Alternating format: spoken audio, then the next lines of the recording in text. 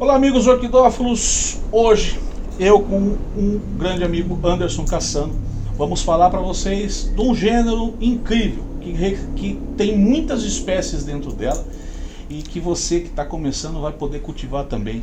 O gênero Encíclia, uma das orquídeas mais incríveis.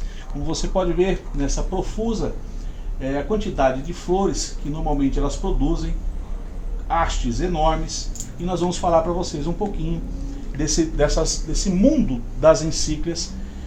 Muito boa tarde, meu amigo. Boa tarde, Fábio. Obrigado pela participação novamente aqui, que tenho certeza vai ser enriquecedora para quem gosta de encíclia ou quem não conhece, que vai passar a conhecer essa menina aí. Eu que agradeço. Obrigado mais uma vez pela sua participação.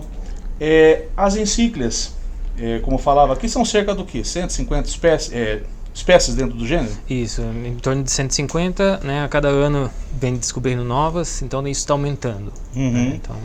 Dentro do Brasil hoje, o que existe aqui hoje? A gente sabe que tem plantas vegetando no Amazonas, em Minas Gerais, né? Também na Bahia.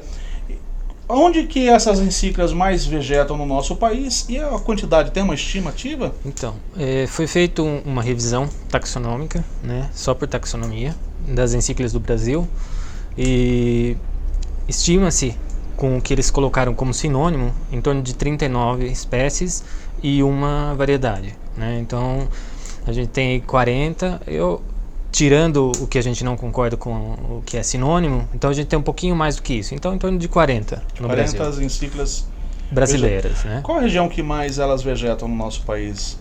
Então tem uma distribuição muito grande, né? Se a gente pegar tudo no geral, ela vem desde o sul da Flórida e ela desce por todo o México, toda a América Central, vai até o norte da Argentina, né? Então a distribuição é muito grande.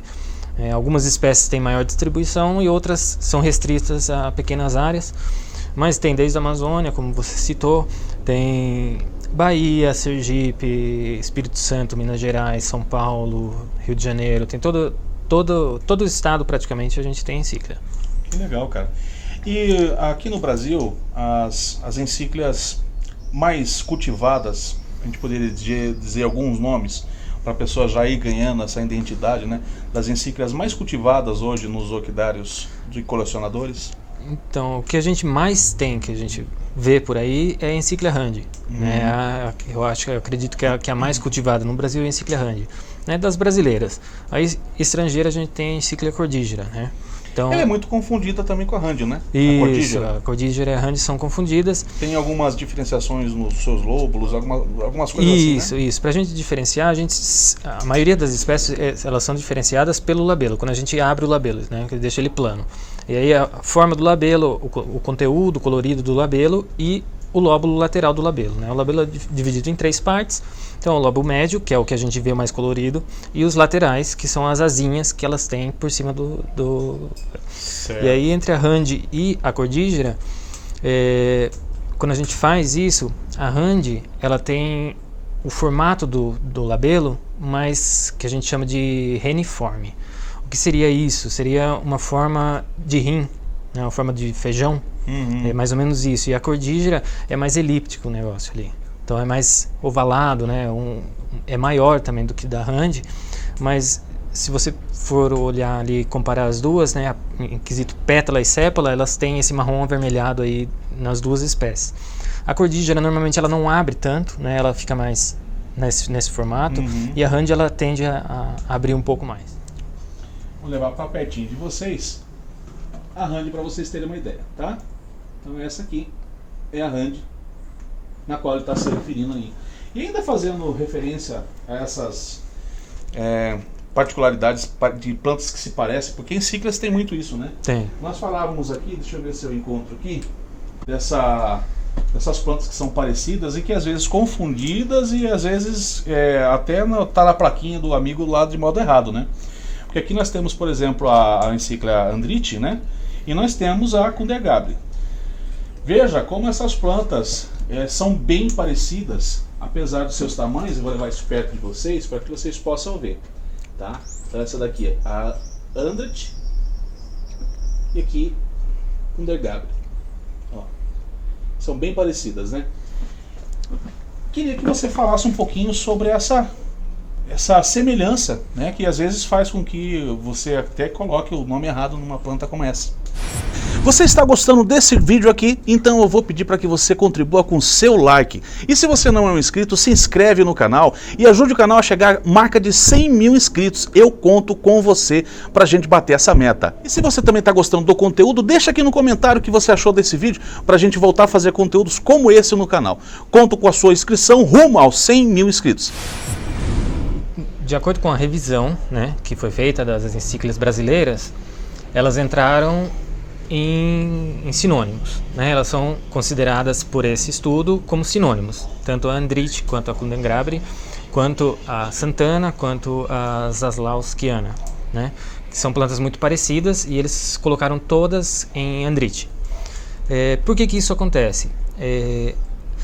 Elas dividem, né, uma zona altitudinal muito parecida, né? Às vezes até cruzam os habitats. E então a evolução dela leva elas a serem parecidas, né? Eles têm uma biogeografia muito parecida, né? O que seria biogeografia? É uma parte de um ambiente como um todo, né? Seria a parte geológica, o meio ambiente, a fauna, a flora, tudo meio parecido isso. Então a evolução delas leva a serem praticamente iguais, né? Certo. E por essas poucas diferenças que uma e outra apresentam, nesse estudo das brasileiras eles acabaram colocando elas como sinônimos, né? Mas elas têm sim suas particularidades e suas diferenças aí, e eu acho que deveria ser feito um estudo aí filogenético para a gente entender melhor e discutir isso, se realmente são sinônimos ou se partiram para lados diferentes aí. De toda forma, vale lembrar que eu acho que deve ser respeitado o que foi descrito, né? Sim. Independente do quanto se parece, enquanto informações dessas aparências que podem supostamente ser a mesma planta, por enquanto o que vale é que são espécies diferentes dentro desse gênero, né? Isso, são espécies diferentes. Durante um tempo também, né, nós entrando um pouquinho agora nessa linha dos sinônimos, das encíclicas, a gente via as encíclicas dentro de um grupo de plantas que eram consideradas epidendron, né? Durante muito tempo ela ficou dentro desse gênero, né, sendo tratada como epidendron, e depois ela veio passando por várias transformações, algumas inclusive foram separadas do gênero, né, sendo tratadas como Prostequeia, Anaqueio e tal. Mas dentro desses sinônimos ainda, queria que você falasse um pouquinho para nós, né, do porquê dessas coisas aconteceram, as diferenciações de uma determinada planta que fez com que de repente isso aqui não pode ser uma encíclica, né, porque de repente ela não supina, porque algumas coisas desse sentido, né? O que você teria para falar sobre isso, Anderson? Bom, então vamos começar lá onde foi descrito a encíclica, certo? Ela foi descrita em 1828, né, por Hooker, e que ele sugeriu o gênero, né, descrevendo a encíclica Viridiflora, né, que a gente tem, a gente não ouviu falar dela além da ilustração botânica que está em herbário, né, até 2003 mais ou menos, né, quando foi descoberta a encíclica marxiana, né, que aí hoje ela virou sinônimo da Viridiflora. Viridiflora, certo. Então, quando ele descreveu, ele descreveu e passou para Lindley, e Lindley não aceitou como encíclica, né? Ele falou que era epidendro e não teve conversa. Ele tentou argumentar, mostrando... inclusive a gente conversava sobre isso, né? Porque também para você ter essa informação, uma das diferenciações da epidendron que ele levou para Lindley, que Lindley não concordou, é de que as epidendros, né, ela tem o seu labelo juntamente colado à sua coluna, as epidendros. Já as encíclicas, ela possui o seu labelo completamente solto. Essa era a diferenciação daquela época, né, onde ele levou e não foi aceito pelo Lindley, né? Isso, a encíclica ela tem o labelo solto e o epidendron ele tem o labelo fusionado, né? Certo. Então isso acabou, ele acabou não aceitando isso. E aí, com o passar do tempo, foram estudando e colocaram as encíclicas como um subgênero de epidendro, né? E aí entrava a Prostequia, entrava Anaquelium, entrava enfim, Euquile e todos esses gêneros, né? Eles entravam todos Panarica, nós falávamos isso, como epidendro, né? E aí foram estudando e aí acabaram realmente separando a encíclia, porém dentro de encíclia ainda ficaram, né, as Prostéquia e todos esses gêneros todos ficaram ainda como encíclia. E aí foram continuando os estudos e aí foram separando isso, tudo dentro de seções. Eram encíclias, mas com seções diferentes, né? Até que se chegou num ponto em que eles foram totalmente separados e aceitos de forma separadas, cada uma com suas características de um gênero independente, né? Ah, entendi. Ok. Inclusive essas discussões, às vezes, né, a gente estava conversando há pouco aqui sobre a encíclica Oliverana, que às vezes é informação que a gente não tinha, né, que a gente não tem, na verdade. Eu até queria que você falasse um pouquinho sobre isso, porque esses artigos, eles estão guardados às 7 chaves, né, Anderson? A gente estava discutindo aqui que você tem encontrado alguns meios, mas esses artigos onde falam, retratam algumas plantas, porque eu falava aqui da encíclica Oliverana, que foi inclusive uma planta descoberta pelo amigo Reginaldo Vasconcelos, irmão do Francisco Deusvando. As informações dessa planta diz que ele descobriu ela em 2017. 2007, perdão. Isso. Em 2007. Quando, na verdade, essa planta foi descoberta por ele em 2004, né? Isso. Conversando com o Reginaldo Vasconcelos, ele me passou essa informação que ela foi descoberta em 2004, né, que foi a primeira orquídea que ele descobriu. Só que ela só foi... Ela foi descrita pelo Campassi, né? Foi pelo Campassi. E foi descrita em 2007, né? Então, pelo artigo lá, que você estava comentando que é difícil mesmo, eles são guardados às 7 chaves. O que quer dizer isso, né? Quer dizer que eles estão disponíveis para quem estuda, né? Então é mais universidades, botânicos, é esse pessoal que tem acesso a esse tipo de informação. Porque muitas vezes são informações muito complexas que a gente também não consegue compreender, né? E nem é todo mundo que quer se aprofundar também, né? Isso. Então é algo mais específico, né?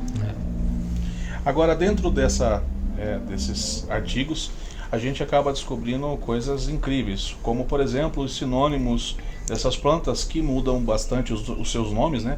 Não deixando de ser a planta não deixa de ter o seu nome, mas ela passa a valer aquilo que atualmente foi descrito, né? Então, por exemplo, a gente falava da Madeiroi, que agora ela entrou num grupo de replicata, né? Isso. Madeiroi, para vocês terem uma ideia, essa planta aqui, então, olha só, essa daqui até o momento é conhecida ainda por muitas pessoas, tá? Como Encíclia Madeiroi. Fala um pouquinho para nós, Anderson, porque agora ela saiu, ela é Madeiroi editiana, né? E agora parece que ela entrou no grupo de replicata. Isso. Uou! A gente vai parando o vídeo por aqui. Se você está gostando desse bate-papo, desse assunto que envolve as encíclicas, é só você continuar assistindo. E para você continuar assistindo muitos dos vídeos que nós vamos postar sobre encíclica, é só você clicar no vídeo que já está aparecendo na sua telinha. Então clica nele e continue assistindo. Bora assistir um pouco mais sobre encíclica.